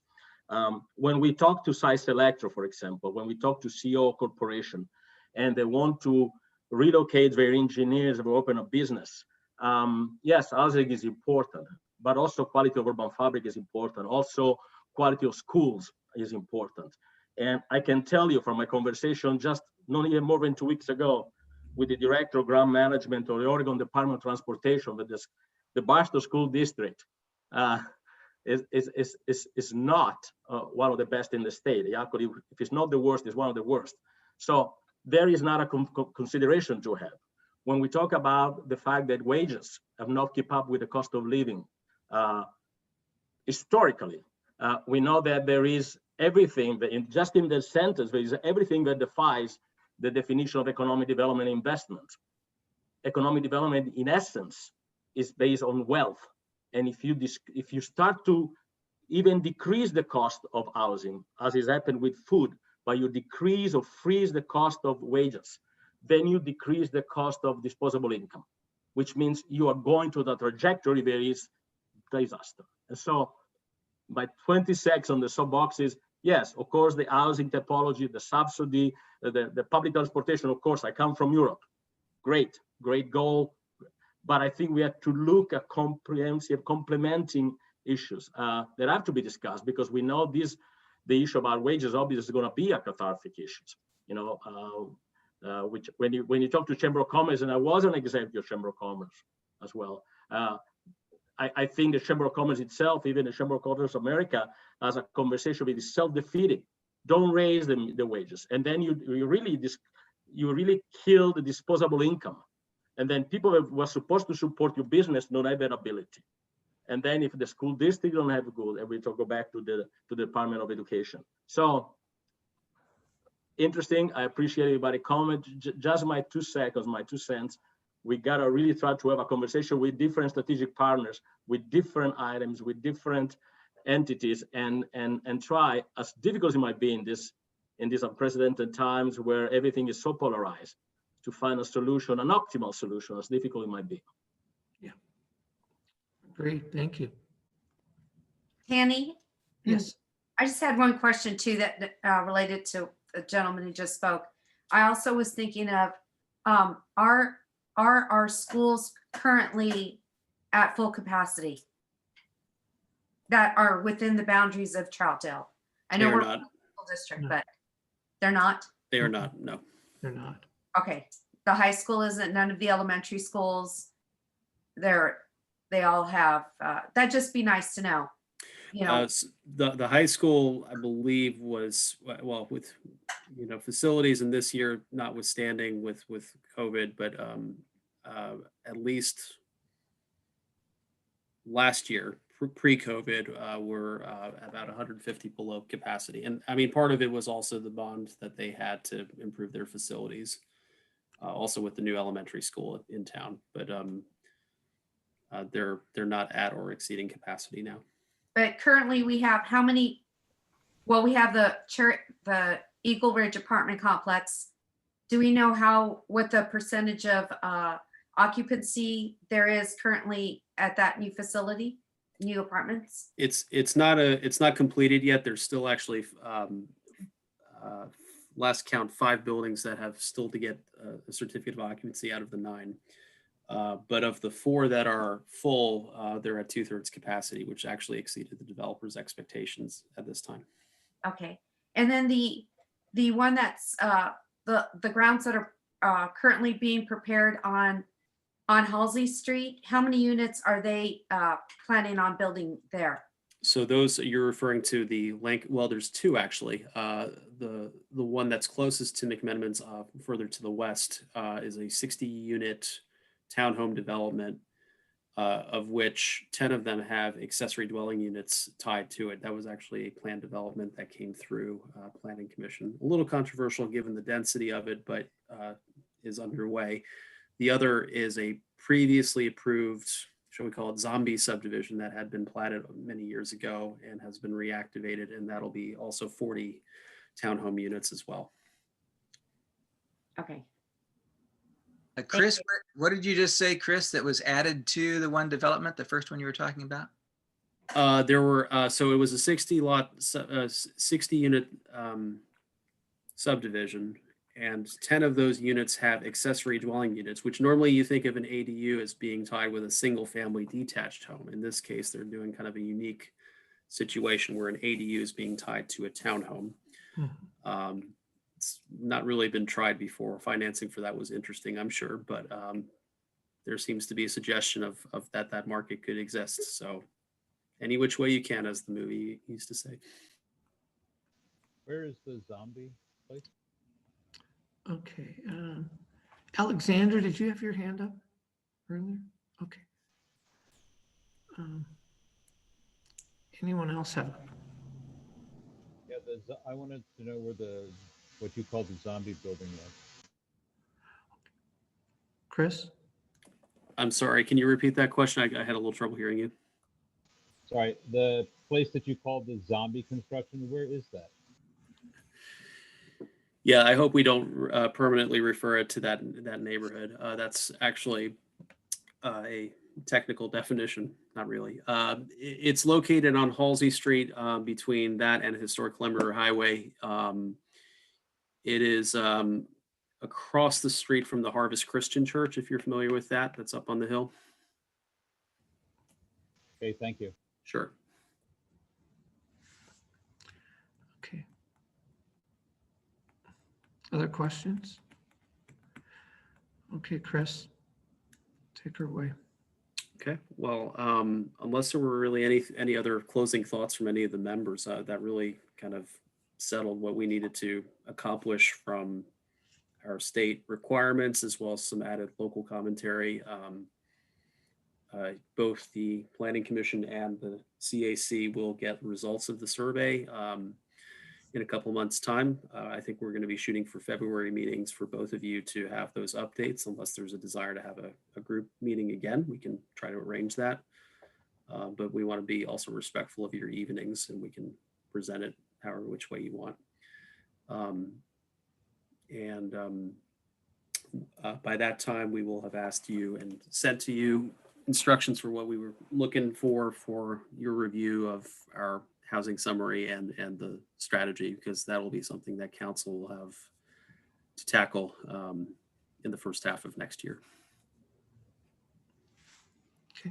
Ms. Henshaw? Are there any members of the public that want to say anything?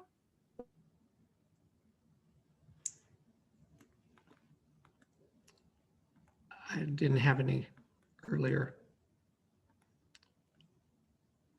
Are there any now? Amber? It doesn't look, at least from my screen, like we have any members of the public who aren't a stakeholder or committee member. I just would like to say, for me personally, it was really eye-opening to get in and study the housing situation and realize what we're up against and how many people are impacted.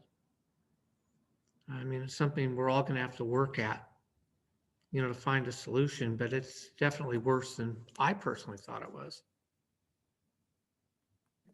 And we acknowledge, as we said at the top, you know, housing affordability is not just a renter issue. There are plenty of homeowners that are struggling, and we certainly don't want to dismiss that. And that can be part of the overall conversation with the housing strategy. But again, the focus tonight had to be on rent burden particularly. So please understand, we're not minimizing the impacts to homeowners across the city. It's been a very difficult year.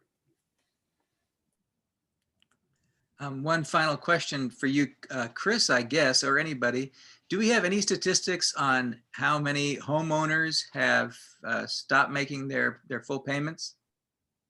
Mortgage payments and stuff? Is there any way to find out something like that? I know there are many in the area. I'm sure we could probably dig some up. I'm not sure if it would, how localized it could be for Troutdale. But what we can say is that we do have statistics from the housing summary that show a percentage of homeowners who were cost burdened. In other words, burdened by the cost of their mortgage or the utility payments, which does exist. It's just not at a percentage as high as the rent burden situation is. All right, thank you. Ms. Henshaw? Sorry, Tana, you're going to get sick of saying my name. Regarding managing the existing rental housing stock that we have, do we have any kind of volunteer or city-run maintenance crew that can be called in to help people keep their buildings at or above code? It's a very good question. We do not. There's not necessarily a volunteer corps. Though that might be a really interesting angle to look at it. What there is in some communities, and actually Gresham is the closest example, is Gresham does have a rental housing program, which is run by the city, where they have a registry of all rental property in the city. And effectively their building department staff, there's building department staff that are specifically trained to inspect rental units on a cycle. Now, that does sound a little ominous, and it also sounds like it would be a burden for the property owner.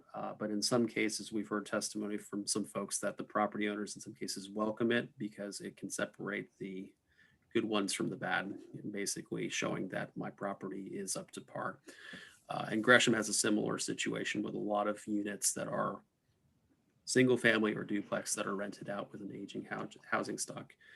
You know, that could be a potential policy suggestion, but that of course carries a cost, and Gresham's obviously 6 times our size. So it's an impact that we would have to consider financially. But there's definitely training involved, and the benefit for us is we're already kind of interfaced with Gresham at our building department level to begin with.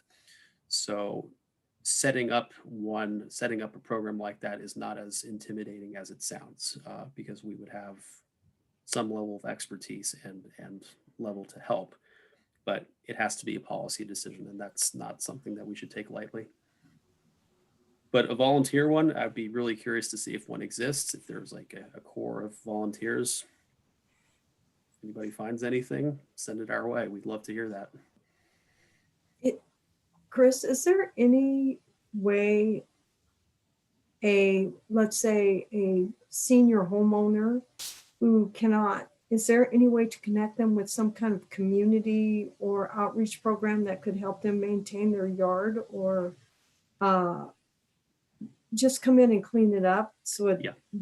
so they Yeah. don't feel like their house is abandoned, and they feel much safer if their yard is maintained?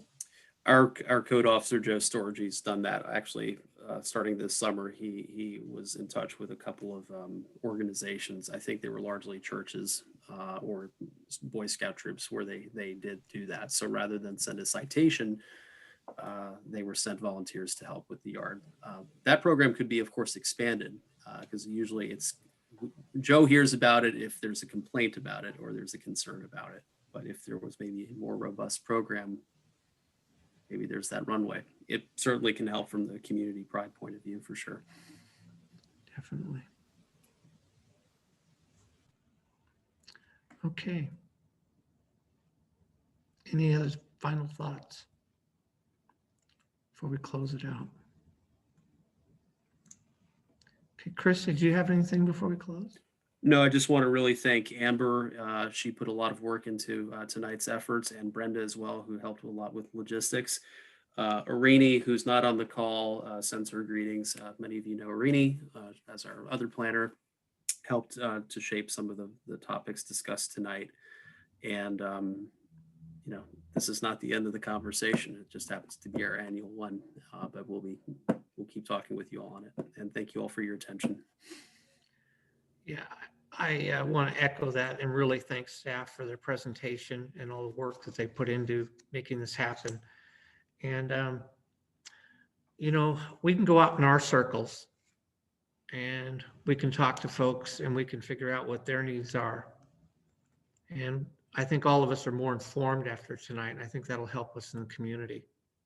But it is going to take all of us working together to really make something positive happen out of this. But I just want to thank everyone for their time and their comments, their contribution to the discussion. Thank you very much. And I think with that, we will be adjourned. Okay. Thank you. Very much. Thanks, everyone. Thank you all. Thank you, staff, for doing what you do. Thank you.